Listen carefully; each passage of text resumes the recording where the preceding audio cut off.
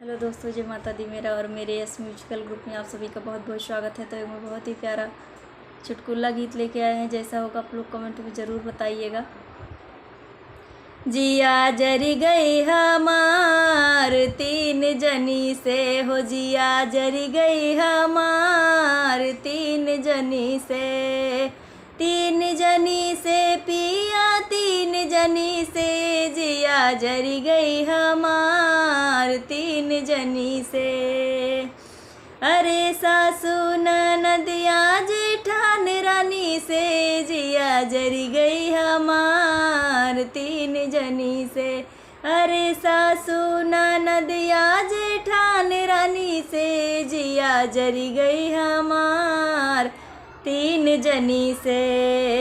Mummy तो हर रोज भैया गरिया में, मम्मी तो हर रोज भैया गरिया में, भैया गरिया में हो भैया गरिया में। अरे दिए वरहनवा भतीजवन से, अरे दिए वरहनवा भतीजवन से, जिया जरी गई हमार तीन जनी से, जिया जरी गए हमार तीन जनी से।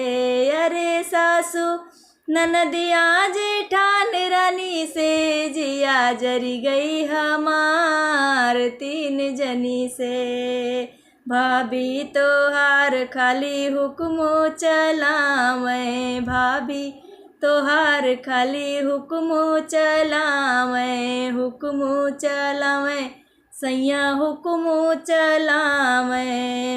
अरे घरवा के काम कुल हमसे करावे, जिया जरी गए हमार तीन जनी से, जिया जरी गए हमार तीन जनी से। अरे सासू ननदिया जेठान रानी से, जिया जरी गए हमार तीन जनी से।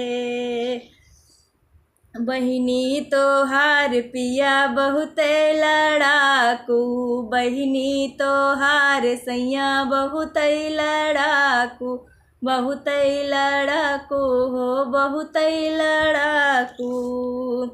अरे मारेली तीर वो तो बोलियन से, जिया जरी गई हमार तीन जनी से, हो जिया जरी गई हमार तीन जनी से।